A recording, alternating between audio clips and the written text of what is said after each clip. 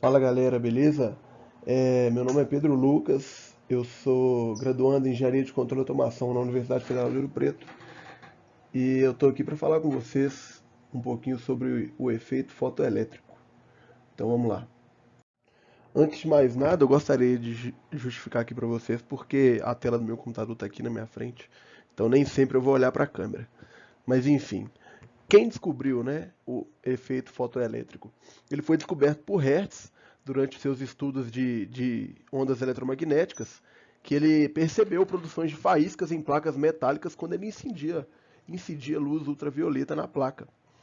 E aí, um tempo depois, essa descoberta foi aprimorada aí e explicada por Einstein. Como vocês podem ver na foto aí, a carinha dos dois.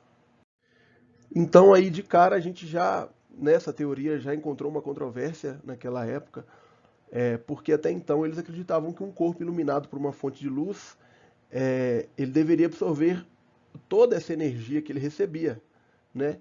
Só que não. Aí eles viram que o efeito fotoelétrico, isso acontecia a partir de certa frequência. Dependendo do material, se você incide uma frequência que vá gerar uma energia, que vá vencer a função trabalho dele, que a gente vai ver mais para frente, ele não vai só absorver aquela energia, como ele vai liberar elétrons.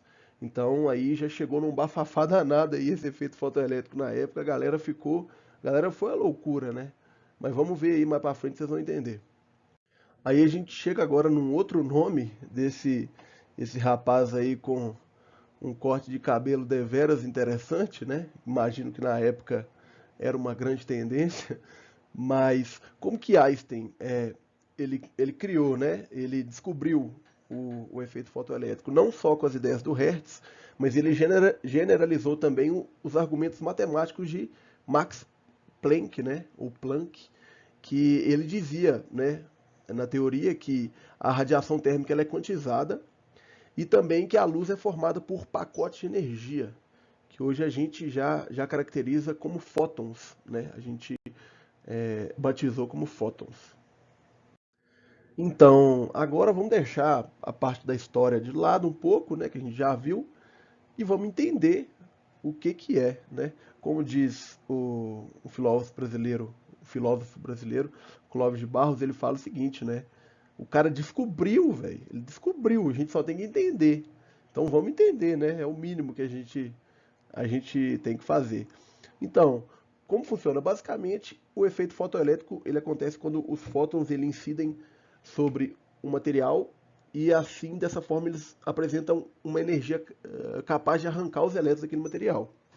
Quando a gente fala de material, a gente fala de metais, né? Que são melhores condutores e por a gente estar se tratando de elétrons, né? E cada material ele necessita de uma quantidade específica de energia. E aí, essa energia específica a gente chama de função trabalho. Então, em outras palavras, imagine o seguinte: eu estou aqui, né, preso com outros elétrons, eu sou um elétron, e essa força com que eu seguro os elétrons vizinhos é a minha função trabalho. Imagine. Então eu estou aqui com a minha função trabalho firme aqui, aí vem um fóton, né? Um fóton incide aqui em mim, me dá uma porrada, eu continuo aqui. 10 segundos depois vem outro, tum, tô aqui firme. Agora você imagina se vem 50 fótons no segundo. Então assim, vai vencer a minha função trabalho. Eu não vou conseguir segurar o empurrão, né, que eu vou tomar de 50 fótons por segundo. Então eu vou desprender e aí é isso que acontece, basicamente, né? Quando você aumenta a frequência de incidência de fótons em cima daqueles elétrons, né, daquele material que é rico em elétrons, possui elétrons, maior a chance de você arrancar aqueles elétrons ali, né? Então aí a gente vê que basta você vencer essa função trabalho específica do material para você ter a liberação do elétron no caso, certo? Então vamos para frente. Então aí a gente chega em mais duas fotos dos caboclos de antigamente, né? Que é o Leonard e o Egon Schreiber. Egon, né? Para os íntimos, para a gente que é mais íntimo, deixar só Egon. Então, ocorreu, né, um experimento para entender também mais esse efeito fotoelétrico. E aí ocorreu o experimento conhecido como experimento de Philipp Lenard, um dos assistentes de Hertz. Ele realizou uma série de experimentos e ele constatou uma coisa que às vezes a gente vê a matéria e a gente até confunde, que a intensidade da luz ela não afeta a energia com que os elétrons eles são arrancados. Ou seja, a gente viu que quanto maior a frequência, mais fácil você vai me soltar, né? Se eu fosse um elétron. Só que a intensidade da luz não vai fazer diferença. Entendeu? Ele descobriu isso.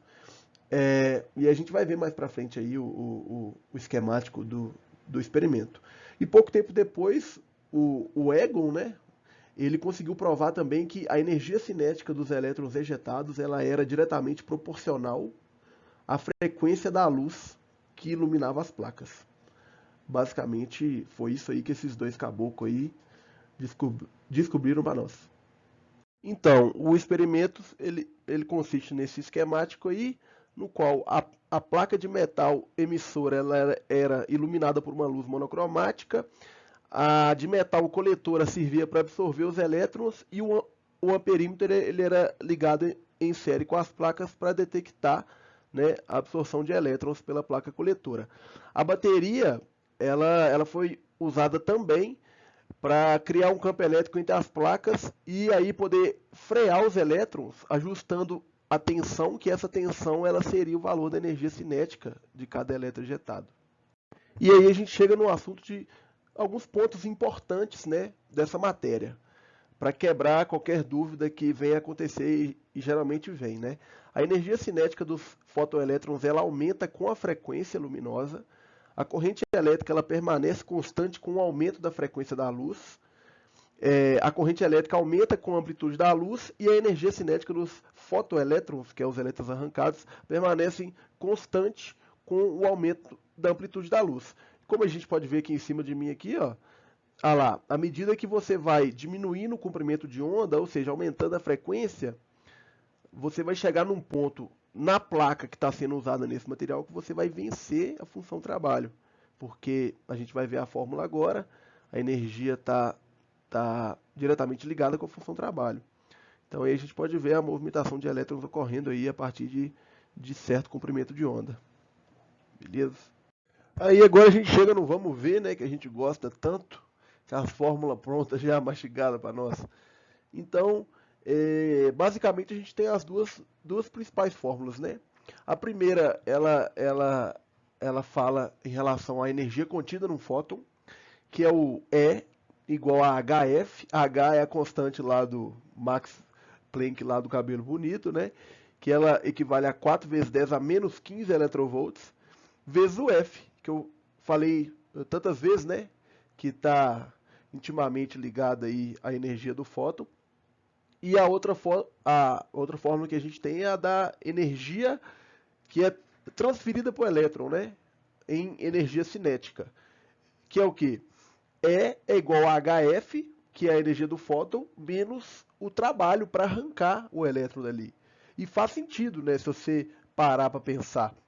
Porque, como diz a imagem aí embaixo, olha para você ver, quando você diminui o comprimento de onda na incidência, ou seja, aumenta a frequência, maior vai ser a energia que o fóton vai chegar e trombar no elétron. Maior vai ser essa diferença de energia, né? E lá no final, o que sobra é a energia cinética, ou seja, o fóton chega lá bolado, né, cheio de energia, com a frequência altíssima, e ele bate no elétron. No que ele bate no elétron, ele perde o equivalente à função trabalho, que é o que segura o elétron.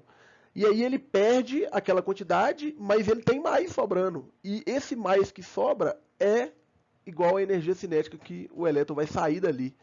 Entendeu? Então, basicamente, essas são as fórmulas aí que a gente utiliza nos cálculos dessa parte da matéria. E vamos que vamos, bola para frente. Com um exemplo prático aí, a gente tem hoje sensores de luminosidade que usam resistências LDR, que são chamadas um componente pequenininho, que ele é fotossensível, né? Que nada mais, nada menos, ele lida com esse efeito fotoelétrico. Quando ele está sendo iluminado, ou seja, ele está, né, liberando elétrons naquele circuito, o circuito ele entende, ó, está claro, esse cara está me mandando elétrons, tem raio ultravioleta aqui. Agora, quando anoitece, ele para de mandar elétrons, né? Então o circuito fala, uai, cadê os elétrons que ele mandou? Anoiteceu, pum, vou acender essa lâmpada que está ligada aqui, entendeu? Então ele foi muito importante para a gente ter esses sensores de luminosidade e melhor que isso ainda as placas fotovoltaicas, né, que nada mais são do que placas feitas com os metais, cada quadradinho desse é uma placa fotovoltaica e eles são sensíveis à luz também, ou seja, os raios ultravioletas incidem, ele libera elétrons porque é um metal feito para ser vencido pelo raio ultravioleta. E aí ele libera elétrons, e liberando elétrons, ele vai para dentro da sua casa, vai para o seu freezer gelar a cerveja, que tem que gelar, né? E é isso que acontece. Esse efeito é muito legal da gente estudar, porque ele é muito aplicável e é muito recente nessa tecnologia. Não é tão nova. Então, é isso, galera. Com esses dois exemplos eu agradeço a oportunidade de estar falando sobre isso e de aprender mais sobre isso. Tamo junto, misturado. Sextou e valeu!